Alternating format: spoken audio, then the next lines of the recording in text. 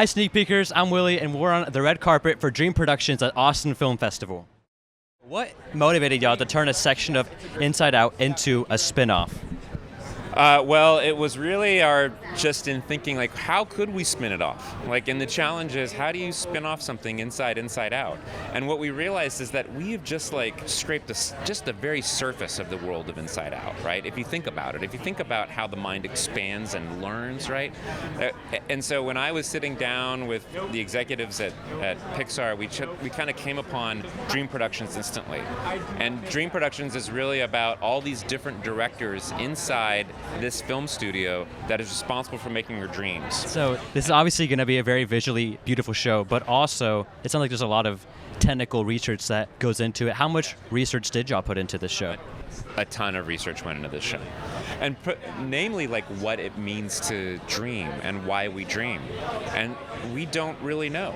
We think that we know, but what we have kind of come to understand is that dreams are a way for us to understand the events in our lives by taking out rationality. Pixar's process, and it's sort of like part of my own process too on all the shows that I've worked on since King of the Hill, is to really dive deep into the research, because that's where you find interesting details that might be a joke or might be an entire story area. And so we certainly did that in our approach to dreams. First thing that happens when you go to sleep is the rational part of your brain is cut out. And so that's why all of our dreams are so weird, so bizarre. We can't really understand them, and we wake up kind of confused, and sometimes we wake up kind of emotional.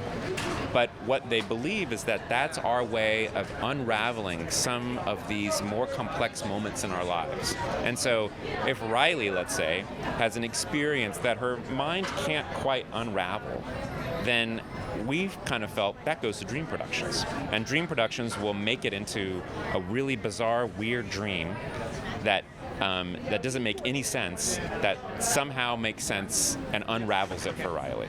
That's all that we could figure out. And we kind of loved that idea, So Nice. It almost sounds like a commentary on like dreams, but told in like a very nice way. Yeah. All of what we learned about dreams is present in what you ultimately see on screen at a level that even a child could understand.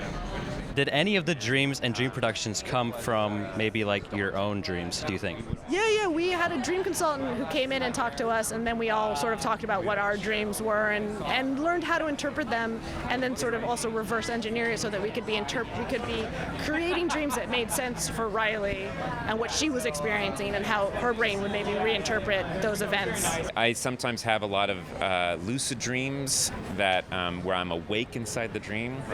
I also have had out-of-body experiences before. I've sleptwalked as a kid before. All of that we explore in the series, and it's kind of fantastic. A lot of it comes, we tell our personal stories, people add on to it. It's the thing that I love the most about writing in this format is that process. So, I sometimes forget I pitched a joke until I see it, however 6 months, years later, because everybody's adding on to what everyone else is doing and making it better. That's awesome. What was the team's reaction to finding out that Inside Out 2 was the highest grossing animated film of all time? We were, of course, surprised, but I would say there is such a hunger for those characters in this world now. And we were ecstatic about it. We loved that we put years of ourselves into that movie, and I think we're just very proud that people embraced it so much, because we kind of make this a little bit in a bubble. We hope that people love it, right? And we throw ourselves into it. And when it's received like so well, it's so gratifying. So I would say it's not surprise. It's just it's actually it's a measure of surprise, but it's mostly just gratification, Yeah. Awesome. So with all of this really deep dive research, is it hard to translate that into like a visual like spin-off show? I don't think so. I think if you got, that is such a cool car. I think if we got too lost and pedantic about how how, what we learned in the research, we would have risked that happening. But I think, first of all, the animation medium lends itself in particular to a show like this, where you're entering someone's mind, you're entering the factory in their mind where dreams are made, right? It was definitely a lot of discussion about what we wanted to bring into the show that gave you enough information to feel stakes and feel like there was things happening in the dreams that had real ramifications in Riley's life and vice versa. Yeah, there's one moment in particular that, just to continue answering your other question, that could only happen in animation, and it's the moment I'm the proudest of in this, and I can't even remember whose idea it was, but you will know when you see it, it is that signature Pixar moment that makes you very emotional, and I love that we were able to execute on it, and it could only be done in animation. Awesome. So when I say it, I'll be like, yes, this is exactly what he was talking about. Unless spot on. Get inside and have no feelings in your heart. Obviously, like going through all these characters, there's a lot of characters. They embody a lot of different things. Well, what goes into deciding like what character should be made, or like what emotion should be made? Because it sounds like you could almost go with endless emotions, but that doesn't really play out on a screen as well. Well, I would say for us, it is the character that has the most measure of change in them, right? Let's take the first Inside Out, for example, right? Joy felt that she wanted to remain influential to that little girl for as long as she possibly could. But what Inside Out taught us is that it's not just joy that needs to drive it, it's also sadness. And so in that first movie, what we needed to do is we needed to figure out, how does Joy come to understand that sadness is important in life too? And I would say we took a similar route in Dream Productions as well. Dream Productions is about a director in Riley's mind that made all of Riley's early kiddie dreams. So Riley's older now. Riley's now 12, and she's not really remembering those kind of dreams with Rainbow Unicorn on it anymore. And that director suddenly sees their stock kind of falling a little bit. And they go like, how can I think of a new dream? Maybe I need to change genres. Maybe I need to do romance. Maybe I need to do nightmares, right? So we have Maya Rudolph as our studio head, and she does a great job in kind of laying that out and putting a lot of pressure on these dream makers to say like, your dreams need to be remembered by Riley.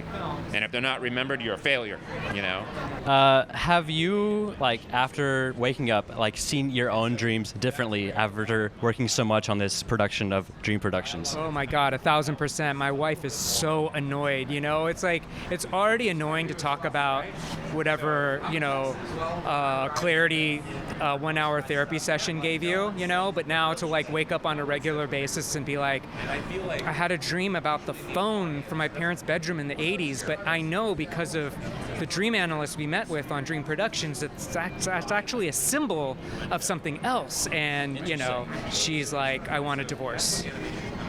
Wow. Dream Productions is like a film set happening in the mind of our lovely character Riley. Would you say that Dream Productions is similar to how like a real film set feels? Oh, absolutely. We definitely drew a lot from experiences on lots and there's a lot of inside jokes, and I think that if you've ever been on a film set, hopefully this will look familiar, and you will, yes, there was very much, we pulled very much from real life for that. Nice. Are there any parts that you like emphasized maybe in like the set kind of experience?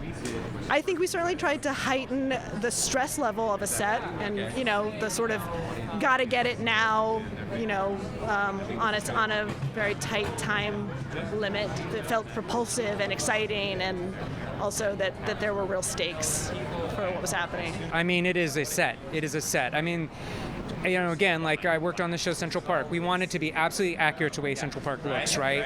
I'm running the show Everybody Still Hates Chris for Chris Rock right now. Awesome. And we wanted to look exactly like 1987 Bed-Stuy. And it's not just to be cool. Audiences attach to that. they want to enter a world like that. So this was our opportunity to do a Hollywood tale with all of the motifs, and the actual accuracy of a soundstage, but in this really fantastical environment. So it sounds like there's a lot more that can be said about the world of Inside Out then. So does that mean that we can expect more content coming out of the Inside Out world? Maybe. We're working on it. We never promise anything that we can't deliver. That's the thing about Pixar. Right. We can, and there's a lot that goes out that Pixar's doing Inside Out 3, Pixar's doing Inside Out 4, Pixar's doing blah, blah, blah. We won't do it unless we find the story. I mean, Pixar is famously secretive, and they make you sign all kinds of NDAs, I truly do not know. But my hope is that, we do, because of this project, This project, it's my favorite type of spin-off, right? You pick a tiny piece of something larger that people responded to, and now they're surprised that you're setting an entire show there. I think that's really cool, and a cool way to expand the world of Inside Out, beyond just the sequels. If Dream Productions was a real set, would you want to work on it?